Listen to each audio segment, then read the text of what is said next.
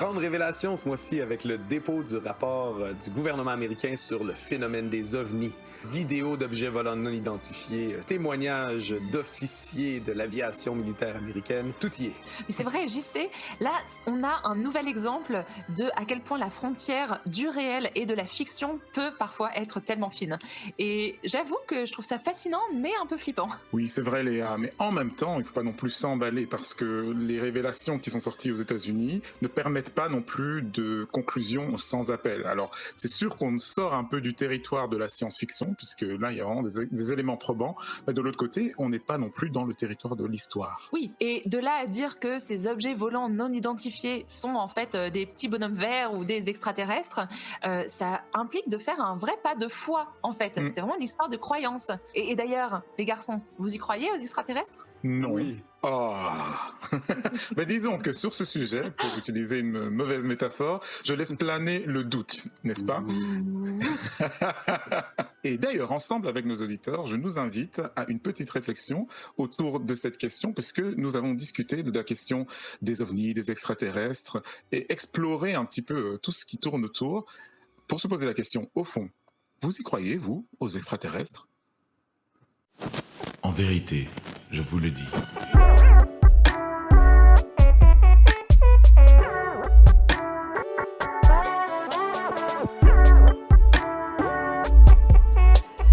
It is like a finger pointing away to the moon. Alors en 2021, on en est encore à s'intéresser à la vie extraterrestre. C'est assez fou de se dire que ça fait depuis globalement les années 50, mais même depuis largement avant, que nous sommes fascinés et parfois même apeurés, intrigués, voire complètement sceptiques sur toutes ces questions d'ovnis. Est-ce qu'il existe une vie sur Mars ou dans d'autres planètes, dans d'autres systèmes intergalactiques? Est-ce que le E.T. téléphone maison sera bientôt une réalité et qu'on pourra toucher du doigt un extraterrestre? Peut-être que nos auditeurs qui aiment les séries ont dévoré la toute dernière série Canal+. C'était tout début 2021, janvier-février. Ça s'appelle OVNI et je trouve ça assez incroyable en fait que une grande chaîne de télé sorte une série sur ce thème.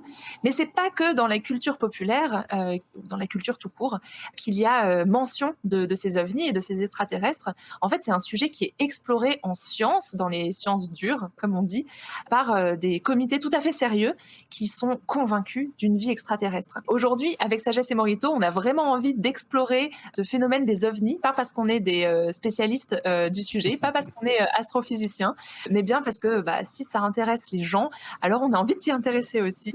Je promets à nos auditeurs une conversation parfois un peu houleuse, parce qu'on aura sûrement des points de vue différents, mais ces questions-là d'OVNI, ça nous fait bien réfléchir sur le domaine des croyances, quelque chose qu'on fait beaucoup dans ce podcast. Donc, juste quelques petits exemples pour lancer la conversation, des exemples de croyants dans les OVNI. L'ex-chef de la sécurité spatiale d'Israël, Chaim Eshed, disait il y a pas longtemps, dans une interview, les extraterrestres existent, mais l'humanité n'est pas prête. En fait, les extraterrestres sont même organisés dans une fédération intergalactique dont Israël et les États-Unis sont au courant, et même Israël et les États-Unis communiquent régulièrement avec cette fédération galactique.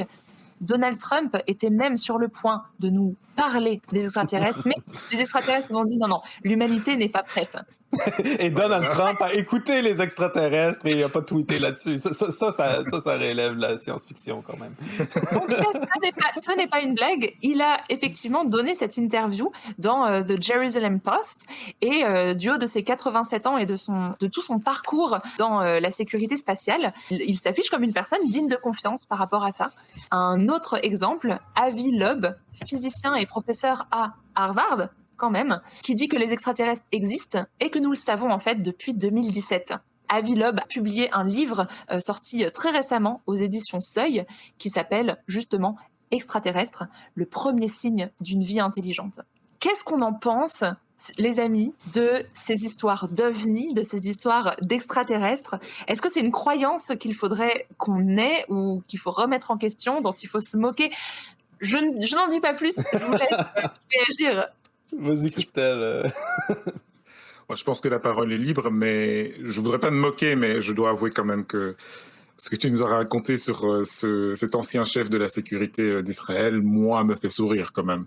Alors, je me moque pas de lui personnellement, mais juste l'idée me fait sourire. Le fond de la chose, en fait, c'est que ça paraît tellement loin de ce qui est crédible ou plausible que ça paraît véritablement surprenant. Personnellement, moi, j'ai toujours été quelqu'un d'assez sceptique de nature.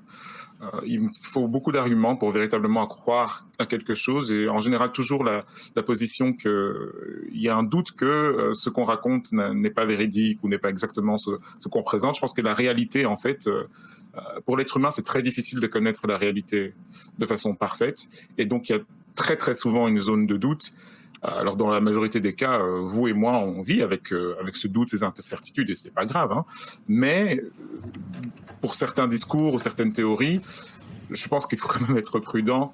Alors c'est vrai que je me souviens au début des années 90, hein, les années 90, comme on dit en Belgique. Au début des années 90, il y a eu une opération de recherche, une opération militaire de l'armée belge. J'ai retrouvé ça, c'est dans les archives sur YouTube, vous pouvez retrouver ça. Après des manifestations dans le ciel qui étaient très étranges, l'armée a entrepris toute une nuit de recherche. Ils ont envoyé dans le ciel et des militaires et des scientifiques pour prendre des données sur des objets volants non identifiés. Ils étaient particulièrement étonnés de la rapidité du vol de certains de ces objets qui, selon eux, allaient tellement vite que c'était une vitesse que l'être humain ne pouvait pas supporter. C'est-à-dire que ça ne pouvait pas être un avion, autrement dit. Ça ne pouvait pas être quelque chose qui était piloté par un être humain. Et donc c'est vrai que ça crée des zones de doute. Et puis, donc, ce fameux livre qui vient de sortir, qui argumente que c'est en 2017 qu'on a eu la preuve scientifique que les extraterrestres existent. C'est lié aussi à une manifestation dans le ciel qu'en fait, la plupart des scientifiques ont interprété comme un objet naturel. C'était une sorte d'astéroïde ou de comète, oui, c'est ça. On a appelé Oumuamua, c'est marrant comme nom. Mais ça aussi, ça a été disputé. Donc, alors oui, bien sûr, il y a des voix d'autorité à Harvard qui vont dire non, mais c'est sûrement la preuve que c'est un objet extraterrestre, c'est la preuve d'une intelligence qui vient d'ailleurs. Mais la majorité des scientifiques vont dire non, mais on n'a pas suffisamment de données pour conclure avec suffisamment de certitude ou avec un doute suffisamment faible pour dire non, c'est véritablement ça. Disons qu'il y a beaucoup d'autres explications qui permettent de conclure autre chose ou simplement pas assez d'explications qui permettent de conclure des histoires extraterrestres. Et d'ailleurs, par rapport à ça, les auditeurs qui sont très intéressés par les questions d'OVNI pourront voir sur la page Wikipédia en français, il y a une liste de cas d'OVNI qui ont par la suite été élucidés, qui sont racontés. Donc en gros, des gens qui semblaient avoir une preuve tangible qu'il y avait vraiment une preuve extraterrestre. Et finalement, après les recherches de tout un tas d'autorités compétentes, on découvrait que ces preuves-là, en fait, étaient d'origine terrestre et que c'était pas du tout des ovnis. L'un d'entre eux, il est assez drôle et il rebondit vraiment sur ce que tu dis, Christelle, de toutes ces preuves qui existent en tant que choses qu'on voit, qu'on peut appréhender par les sens, mais qui peuvent trouver des explications beaucoup plus simples, voire beaucoup plus surprenantes. Le 29 septembre 1988, un garagiste circulant sur l'autoroute A1 entre Paris et Lille vit une énorme boule rouge traverser la chaussée à quelques dizaines de mètres de lui et rouler en contrebas. Lançant des reflets lumineux et enveloppée d'une fumée dense, la boule finit par s'arrêter dans un champ. Troublé par cette observation, le garagiste alla en rendre compte aux gendarmes de l'autoroute. La gendarmerie, sur ordre du préfet, neutralisa toute l'autoroute et une zone de plusieurs kilomètres autour de l'objet. Le témoin principal et sa famille furent conduits par précaution à l'hôpital, où ils subirent une série d'examens. Des agents de la sécurité civile et de la sécurité militaire se rendirent sur le lieu de l'incident, munis de compteurs Geiger. En effet, on attendait à cette période la chute du satellite soviétique Cosmos 1900, équipé d'un générateur électronucléaire, et des consignes précises avaient été données. Je vous passe le détail de tout un tas d'autorités qui se mettent en branle pour faire face à cette crise. On apprendra plus tard que cette sphère, destinée à servir d'accessoire à un concert de Jean-Michel Jarre, était en fait une boule à facettes tombée du camion qui l'emportait à Londres. ce garagiste qui circulait sur cette autoroute, il a bien vu quelque chose, ce quelque chose existait. Et il y avait tout un tas d'arguments probants de la part des conseils scientifiques et autres pour se dire que c'était quelque chose qui venait de l'espace. En fait, ça venait juste d'un camion. Mais on est là vraiment dans un des nombreux cas où finalement, c'est juste une mauvaise analyse de la situation. Moi, je vous trouve un petit peu sceptique, les amis, là-dessus, quand même. Bon, d'abord, j'ai été surpris d'apprendre que la Belgique avait une armée. Ça, c'est quelque chose que je savais pas. Mais enfin! On n'en entend pas parler souvent, hein? Mais, Parce qu'on est gentil. Ah, vous êtes fins, vous autres. Mais non, c'est ça, ouais, vous êtes un petit peu sceptique. Puis je comprends, la plupart du monde sont sceptiques là-dessus. Moi-même, je l'étais. Je dois dire, moi, je me suis converti à l'agnosticisme extraterrestre il y a quelques années. Bon, c'est sûr, on peut toujours trouver des anecdotes de gens qui pensaient que, bon, ils avaient vu des petits hommes verts ou des ovnis ou des choses comme ça. Puis finalement, il y a des explications tout à fait naturelles. Dans la plupart des phénomènes aériens qui sont identifiés, je pense que la plupart du temps, je pense que c'est comme 90 à 95% des phénomènes, finalement, trouvent une explication naturelle. Mais ça exclut pas qu'il y a un 5% de ces événements-là qui demeurent inexpliqués. Inexpliqués, ça veut pas dire voici des petits bonhommes verts ou voici c'est la preuve qu'il y a des extraterrestres. Moi, je reviens à... C'est une citation, je sais pas si c'est Arthur C. Clarke, celui qui a écrit 2001, l'Odyssée de l'espace, ou Aldous Huxley, mais il y avait je pense que c'est Arthur C. Clarke qui dit quand tu regardes le ciel étoilé la nuit, tu peux te dire que soit qu'à quelque part dans cette myriade d'étoiles-là, il y a quelqu'un sur une planète qui regarde le ciel étoilé puis qui contemple la même chose que toi et qui est ébahi, ou il n'y a absolument personne d'autre dans le cosmos. Puis les deux idées donnent le vertige à quelque part. Les deux idées donnent le vertige. Ça donne le vertige de penser qu'il y a d'autres gens avec d'autres civilisations qui vivent dans ce cosmos qui est presque infini, ou qu'on est absolument seul. Pour moi, c'est comme... Cette citation-là, ou cette idée-là, me fait dire, peut-être qu'il faut remettre en question qu'est-ce qui est plausible et qu'est-ce qui ne l'est pas. C'est sûr que dans notre expérience humaine à nous, on a une expérience de solitude, entre guillemets. On est la seule espèce intelligente ou qu'on considère intelligente sur Terre qu'on n'a jamais vraiment connue. Mais, je veux dire, notre expérience humaine était aussi que la Terre était plate pendant longtemps. Ça a pris un temps, ça a pris un changement de paradigme pour commencer à figurer la Terre comme une sphère qui n'est pas le centre de l'univers, qui n'est pas le centre du système solaire. C'est ce que le scientifique, en fait, je pense, le philosophe Thomas Kuhn qui parle sur la question des changements de paradigme scientifiques. Donc, c'est-à-dire qu'il y a une manière de concevoir le monde, puis à un moment donné, il y a quelques scientifiques qui arrivent avec une explication différente. Souvent, ces premiers penseurs-là sont ridiculisés.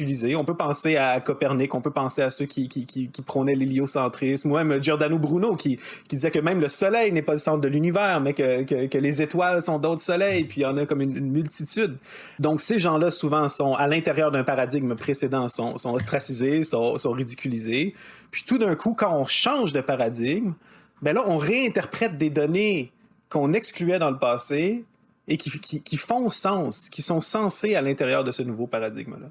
Donc pour moi, c'est un peu ce qui se passe avec la question des extraterrestres ou des phénomènes de ces phénomènes volants non identifiés. Qu'est-ce qui m'a fait changer ou qu'est-ce qui m'a ébranlé? C'est vraiment, je pense, en 2017, où le Pentagone, le ministère de la Défense américaine, a diffusé sur Internet au public, dans le fond, je pense que c'est 3 vidéos de rencontres de pilotes d'armée de l'air américains avec justement des objets inexplicables. On peut pas dire que c'est des objets, on peut même pas dire que c'est des ovnis, on peut pas dire que c'est des vaisseaux spatiaux, mais vraiment, ces vidéos-là sont disponibles sur YouTube et sont certifiées par le ministère de la Défense. Puis on a même des témoignages d'officiers militaires, dont je pense que c'est le lieutenant Fravor qui a vu un de ces véhicules-là qu'on appelle le Tic Tac, donc dans l'océan Pacifique près du Mexique. Un pilote expérimenté, un pilote d'élite qui donnait les cours aux pilotes. Donc le film Top Gun, tu sais, je sais pas si vous avez vu le film Top Gun. Donc c'est comme une école. Ah, t'es trop jeune, Léa, t'as pas connu Top Gun. Ah, avec Tom Cruise. C'est un de ses premiers films. Je vois très bien de quel film tu parles, je vois l'affiche, mais... Bon, c'est une trop grosse parenthèse. Mais toujours est-il, c'est comme un pilote vraiment expérimenté qui témoigne de ce qu'il a vu, témoigne de ce phénomène-là. Puis moi, ça a commencé à m'ébranler en me disant, mais attends, là on a des preuves vidéo, pas les preuves du beau-frère qui a sa caméra VHS dans sa cour puis qui voit un objet lumineux qui peut être n'importe quoi dans le ciel, ça peut être un ovni comme ça peut être une perdrix, mais vraiment des preuves vidéo. Non, mais des preuves vidéo faites avec les instruments les plus sophistiqués de détection. Puis on voit des objets donc qui flottent dans l'air, qui passent d'un état stationnaire à un état supersonique en un instant, qui sont conscients de la présence des pilotes puis qui font des manœuvres d'évasion ou de déplacement. Moi, ça commençait à m'ébranler comme ça en me disant, mais attends, là j'ai une information que je peux pas aussi facilement repousser du revers de la main. Et donc, je comprends ce que tu dis, et donc ça a eu un impact sur toi. Tu dis que progressivement, tu as changé de point de vue, tu as même utilisé le mot conversion, tu as changé de persuasion sur ces questions-là, c'est ça? Je trouve ça intéressant parce que en t'écoutant, je me rends compte que cette question des ovnis, des extraterrestres, c'est vraiment quelque chose qui tient du domaine de la foi. On est vraiment dans une question sur l'épistémologie, ce gros mot en philosophie qui est en fait la science du savoir, de comment est-ce que je sais ce que je sais et comment est-ce que j'analyse les données qui sont devant moi pour arriver à des certitudes. Et là, on voit des données qui sont interprétées soit avec énormément de scepticisme, soit avec un degré de foi assez grand. Et en t'écoutant, je me dis, peut-être que si j'y crois pas ou si j'ai du mal à y croire, je sais pas trop en fait où je me positionne, mais j'ai l'impression que ce que j'entends quand je réfléchis aux ovnis, c'est tous les films bons, voire souvent très mauvais, de science-fiction qui vont parler des aliens, soit tout un imaginaire de petits bonhommes verts où il y a un côté risible, il y a un côté ridicule, et du coup je me sens influencée par tout ce bagage culturel, et du coup je me dis, on m'a poussé à ne pas y croire, on m'a montré que c'était ridicule, on m'a montré que c'était impossible de porter crédit à ces choses-là, que c'était forcément des fables, donc j'ai pas envie d'y croire. Ça, c'est un peu le premier mouvement naturel de mon esprit quand je t'écoute. Le deuxième mouvement, c'est mais j'ai envie d'y croire. J'ai envie d'y croire parce que je ressens le côté un petit peu contre-courant, un petit peu subversif, un petit peu scoop aussi. Et je me dis, mais en fait, c'est génial. Si on découvre une vérité cachée, j'ai aussi envie de la connaître, j'ai aussi envie de participer à ce dévoilement. Et vraiment, c'est deux choses en parallèle qui se font un petit peu combat dans mon esprit. Tu touches un point vraiment important là-dessus, le parallèle entre la foi générale puis la foi dans ces phénomènes-là. Encore une fois, il y a la foi. La foi, c'est comme une manière aussi de faire le pas entre les données qu'on a puis une interprétation ou une conceptualisation de ces données-là. Donc, qu'il y ait des événements aériens inexpliqués, c'est un fait. C'est un fait qui est avéré. Il y a assez d'informations, on a assez de documentation vidéo certifiée par l'État, par le gouvernement pour dire que, bon, OK, il y a quelque chose qui se passe. Maintenant, la foi commence quand on commence à dire, attends, mais ces choses-là sont des visiteurs d'un autre monde. Ces choses-là sont, je sais pas moi, l'Atlantide ou des sociétés sous-marines qui légendaires ou quoi que ce soit. Oui, c'est vrai que je trouve ça intéressant aussi de faire la comparaison entre la croyance dans ces phénomènes paranormaux ou en fait des phénomènes scientifiques, prétendument scientifiques, mais inexpliqués, et la foi ou la croyance de façon plus large, la foi religieuse notamment. J'ai peut-être une approche qui est un petit peu différente. Alors, je suis d'accord avec toi, Léa, qu'il y a un côté de moi qui, c'est vrai, j'ai été façonné par toutes ces séries, ces films et ces histoires qu'on a vues, même parfois des comédies. Quand on pense à La soupe aux choux, par exemple, qui est un grand classique sur le thème des visites d'extraterrestres, c'est juste de l'humour, quoi. Personne n'y croit pour de vrai. Et c'est vrai que ça me conditionne à pas prendre au sérieux ce genre d'informations, quoi. De l'autre côté, je dirais pas qu'il y a un côté de moi qui dit j'ai envie d'y croire. Mais, et ça c'est peut-être plus lié à moi, et je pense beaucoup de personnes qui nous écoutent aussi, c'est juste, je suis sceptique par nature en fait. Et donc je vais pas me laisser convaincre par 2-3 arguments, 2-3 idées. Pour moi il me faut aller plus loin. Mais cela dit, c'est vrai que ça touche au domaine un petit peu de la croyance. La croyance ou même la foi, en fait, le mot foi, une autre traduction de ce mot, si on prend le concept religieux, c'est confiance. Et c'est vrai que quelque part je refuse de faire confiance sur certaines bases que j'ai, qui sont les miennes en fait. Donc Christelle refuse de faire confiance au Pentagone. Si des agents de la CIA nous écoutent... Sorry guys. Bon, JC, qu'est-ce que t'en dis? Parce que toi, tu t'es documenté là-dessus. Hein. Tu as beaucoup lu sur les extraterrestres. Je pense que j'ai simplement gratté la surface. Parce qu'il y a comme aussi il y a comme une excitation des fois de certaines personnes d'être comme... Ah, je comprends quelque chose que les autres comprennent pas, j'ai accès à une vérité cachée ou quoi que ce soit. Puis je vois qu'il y a beaucoup de monde qui descendent dans le tunnel. En anglais, il y a une expression, là, going down the rabbit hole. Ça fait référence à Alice au pays des merveilles. Là, Donc moi, j'ai vu qu'il y avait beaucoup à rechercher. Je me suis pas attardé tant que ça là, à creuser, puis Roswell, puis de toutes les théories, les événements. Mais il y a un très bon livre que j'ai lu, c'est de Diana Walsh Pasulka, qui est une prof de sciences des religions aux États-Unis. C'est vraiment intéressant, cette approche-là une approche théologique au phénomène de la croyance dans les extraterrestres. Puis vraiment... Wow, qu'est-ce que ça veut dire? Explique-nous! C'est vraiment cette prof-là... d'un côté, elle a fait le tour de cette communauté de scientifiques, d'amateurs, qui étudient le phénomène, qui discutent du phénomène. Puis elle fait beaucoup de parallèles entre les dynamiques qui existent dans ces communautés-là et les grandes religions. Je veux dire, comme mettons, elle dit à Roswell ou dans le désert de l'Arizona, il y a des sites que cette communauté-là considère comme des sites où il y a eu des atterrissages de vaisseaux extraterrestres ou des crashs ou des sites archéologiques où on a trouvé des choses qui sont inexplicables. Et vraiment, ces sites-là jouent le même rôle que dans d'autres religions. Il y a des sites sacrés, des lieux sacrés. Des lieux de pèlerinage, c'est ça? Des lieux de pèlerinage, des lieux de pèlerinage qui ont comme une... Quand tu y vas, il y a comme un genre de vibration sacrée, je sais pas comment l'expliquer, mais de dire que on retrouve, dans le fond, sa thèse, c'est de dire que la foi dans les ovnis, c'est une forme de religion américaine, qui a les mêmes dynamiques. Donc c'est ça, donc cette idée-là aussi d'avoir accès à une vérité que les autres n'ont pas. Le côté aussi de ridicule, tu sais, qui va être posé à ces communautés-là qui ont une autre manière de voir le monde.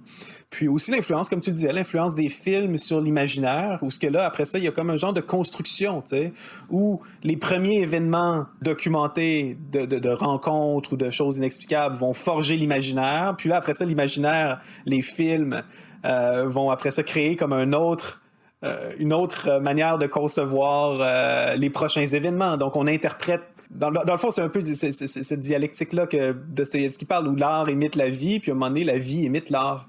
Et donc, oui, c'est ça. Elle note, elle souligne vraiment les parallèles, entre la foi chrétienne, la foi catholique en particulier, puis ces dynamiques-là au niveau de la foi dans les ovnis. Mais alors, du coup... Christelle, oui. Toi, tu es hyper sceptique envers les ovnis, mais par contre, il me semble que tu te considères comme croyant. Tu es chrétien, tu crois en Jésus-Christ. Si on écoute cette chercheuse, finalement, l'un dans l'autre, c'est un petit peu le même genre de procédé. Qu'est-ce qui fait que tu es super sceptique envers l'un, mais vraiment croyant dans l'autre? Mais en fait, la réalité, c'est que je suis assez sceptique envers les deux de base. Il a fallu beaucoup d'arguments pour me convaincre de la foi chrétienne. Moi, j'ai grandi dans une famille protestante, et puis j'ai entendu les histoires de la Bible, et puis de temps en temps on allait à l'église, parce que ma famille, on n'allait pas à l'église très souvent, mais de temps en temps on allait à l'église. Mais je peux vous dire, alors dans les églises protestantes, il y a ce qu'on appelle l'école du dimanche, hein, c'est une sorte d'enseignement religieux, mais adapté aux enfants. Donc c'était très chouette, on chantait, on faisait des bricolages, etc. C'était vraiment sympa. On mangeait, on avait des goûters et tout. Mais le truc qui me convenait pas, c'était les histoires qu'on racontait, quoi. Franchement, les histoires de la Bible, pour moi, c'était du même ressort que les contes de fées. Donc je trouvais ça sympa, mais moi, ce qui me choquait le plus, et je me souviens, j'étais gamin, c'était le fait que les gens avaient vraiment l'air d'y croire. Donc ils traitaient pas ça comme un conte de fées, ils traitaient ça avec sérieux. Et c'est un petit peu le même genre de sentiment que m'évoquent les mouvements qui croient aux extraterrestres aujourd'hui. Pas que je les trouve ridicules ou quoi que ce soit, j'en suis pas là, mais je trouve ça un peu bizarre, quoi. Je me dis, mais comment est-ce que vous pouvez vraiment considérer que c'est vrai, voilà. Mais la distinction, sans doute, avec la foi chrétienne, c'est que j'ai pris le temps de me poser des questions et poser des questions vraiment difficiles par rapport à ce message, en fait. Et puis, c'est quoi les preuves de l'existence de Jésus? C'est quoi les preuves l'affirmation la plus importante du christianisme, c'est la mort et la résurrection de Jésus. C'est vraiment une grosse pierre, pour moi, une pierre d'achoppement, quoi. Je me disais, c'est pas possible de prendre tout ça au sérieux. Donc, j'ai posé des questions, en fait, et puis j'ai cherché ce que les autres en disaient. Et puis, je me suis dit, bon, à partir d'un certain moment, il y a, comme je disais tout à l'heure, il y a une marge de doute. Et si cette marge de doute est suffisamment réduite, moi, je veux bien m'engager. Et c'est un peu ce que je disais tout à l'heure, en fait. La foi, pour moi, c'est une question de confiance. Confiance au message qui vous est raconté, puis confiance aux personnes qui vous apportent ce message. Et c'est un jeu vraiment de relation, en fait, de s'attacher au message et à la fiabilité de la personne qui vous apporte un message, ou des personnes qui vous apportent un message. Et c'est en s'engageant dans ce genre d'exercice que, en fait, plus j'ai avancé, plus j'étais convaincu rationnellement de ce qui crée du doute en moi, mais existentiellement aussi, ça a changé des choses dans ma perception du monde, dans même mes sentiments, mes pratiques ou des difficultés que j'avais. Ça a eu un vrai effet, on va dire, psychologique qui est indéniable. Et donc, le tout ensemble m'a donné du sens. Mais donc, la différence pour moi, avec l'histoire des extraterrestres, c'est que la première étape, l'étape la plus basique pour moi, qui est celle des faits et des données, me maintiennent dans l'agnosticisme et le scepticisme, en fait. Voilà. Là où peut-être, JC, comme tu le disais, tu y as passé un petit peu plus de temps. Et du coup, peut-être que effectivement, tu es moins sceptique ou voilà, plus agnostique avoué, parce que tu as cherché à te confronter à ces preuves-là. Ouais, c'est ça. Je suis pas à l'étape où ce que je prétends avoir des explications ou même les témoignages que tu parlais au début, de dire il y a des confédérations d'extraterrestres ou quoi que ce soit. C'est pas du tout ça. Je pense que pour moi, le processus a aussi révélé des choses par rapport à la foi, mais aussi par rapport des choses par rapport au scepticisme. Où je pense que c'est sain d'appréhender des informations qui sont difficiles à assimiler, comme avec le doute. Mais souvent, que ce soit au niveau de la foi ou que ce soit de la foi dans n'importe quoi, ou que ce soit au niveau des paradigmes scientifiques, souvent, le doute n'est pas tant motivé par la qualité de l'information qui nous vient, mais par le confort que nous apporte notre manière de concevoir le monde. Puis ça, l'histoire des sciences est remplie de témoignages de scientifiques seuls ou de petites communautés de chercheurs qui commencent à... Je pense à Louis Pasteur avec sa théorie justement sur les microbes, alors que le consensus scientifique à l'époque est complètement à l'opposé de ça. Darwin et la théorie de l'évolution. Je veux dire, il y a un consensus total des scientifiques, mais à un moment donné, il y a un point de rupture où finalement on passe à un nouveau paradigme puis une nouvelle manière de comprendre. Je vois ce phénomène-là aussi dans la Bible. Pour moi, une des images les plus évocatrices de ça, c'est l'apôtre Paul, qui a écrit, dans le fond, la moitié du Nouveau Testament, qui est, je veux dire, après Jésus, sûrement le personnage du Nouveau Testament le plus influent, qui, on le rappelle, Paul était un sceptique. Paul était un anti-chrétien, littéralement, un juif qui faisait partie de l'autorité religieuse de l'époque, des autorités religieuses de l'époque, qui avait accès aux témoignages des disciples, puis des gens qui disaient non, Jésus est ressuscité, on l'a vu, et qui, lui, était sceptique par rapport à ça. Il a participé, on va dans le livre des Actes, il a participé même à l'exécution d'un des premiers, d'Étienne, un des premiers membres de l'Église chrétienne, et qui a approuvé ça. Et on a Paul qui s'en va, l'histoire de Paul sur le chemin de Damas, qui dans le fond, vient avec un mandat d'arrestation pour arrêter les Juifs chrétiens de la synagogue de Damas.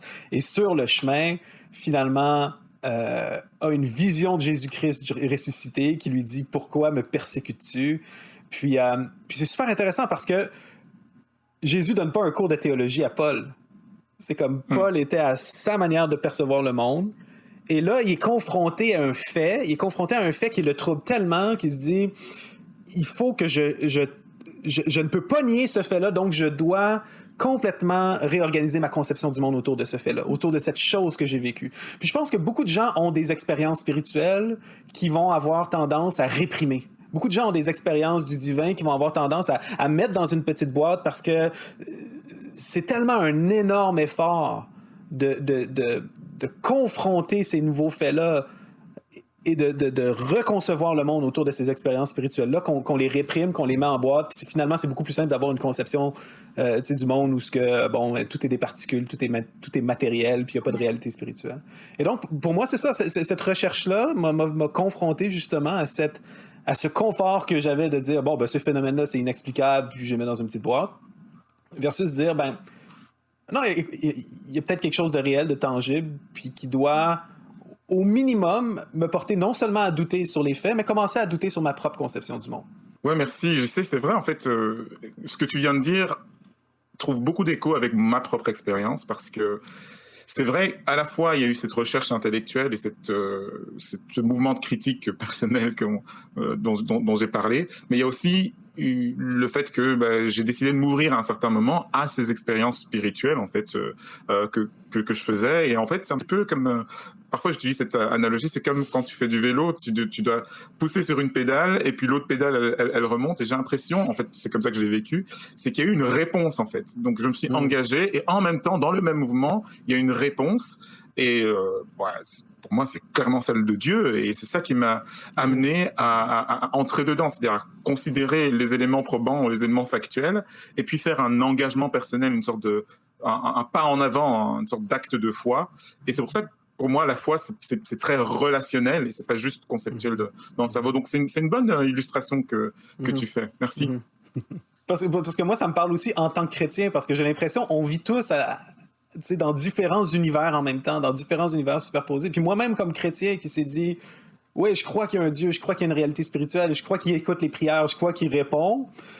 Encore à ce jour, quand j'ai vraiment une réponse surnaturelle à une prière, où je vois vraiment une réponse de Dieu, on dirait c'est comme ça me confronte à cette idée-là que ma vision du monde n'est pas encore pleinement conformée à cette réalité que j'expérimente. Donc, on est toujours dans ce processus de redessiner notre carte du monde. Je pense qu'il faut juste être ouvert à cet exercice-là. Oui, et s'engager lorsque le moment vient. Oui, mais d'ailleurs, c'était Avi Loeb, ce même physicien et professeur à Harvard, qui dit que les extraterrestres existent et qu'on en a eu la preuve avec Oumuamua, qui disait « Si l'on n'est pas ouvert à découvrir des choses extraordinaires, on ne les découvrira jamais ».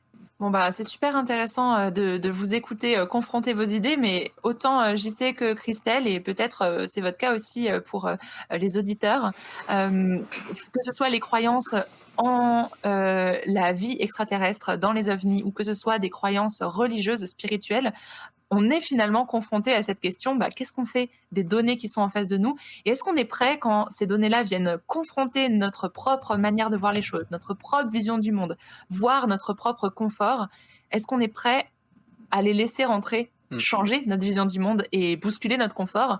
Est-ce qu'on est prêt à se laisser remettre en question? On n'aura pas élucider le mystère de est-ce que les extraterrestres existent ou non, et puis c'est pas notre but de toute façon de dire quoi penser. Par contre, on donne de la matière à penser. On vous donnera aussi dans les petites notes les références des livres, articles et autres qu'on a mentionnés. Moi, je trouve que c'était un sujet passionnant, les ovnis, et voilà, entre scepticisme et envie d'y croire, en tout cas, ça me confronte, et j'espère que pour chacun qui nous écoute en ce moment, ça vous aura confronté aussi. N'hésitez pas à réagir, à liker, partager, commenter surtout. Venez rejoindre la conversation. On vous dit à très bientôt dans Sagesse et Morito. It is like a finger pointing away to the moon. Merci d'avoir été avec nous pour cet épisode de Sagesse et Morito. Abonnez-vous à la chaîne YouTube, retrouvez-nous sur toutes vos applis de podcast préférées et sur les réseaux sociaux. Et pour rejoindre la conversation, rendez-vous sur imagodei.fr.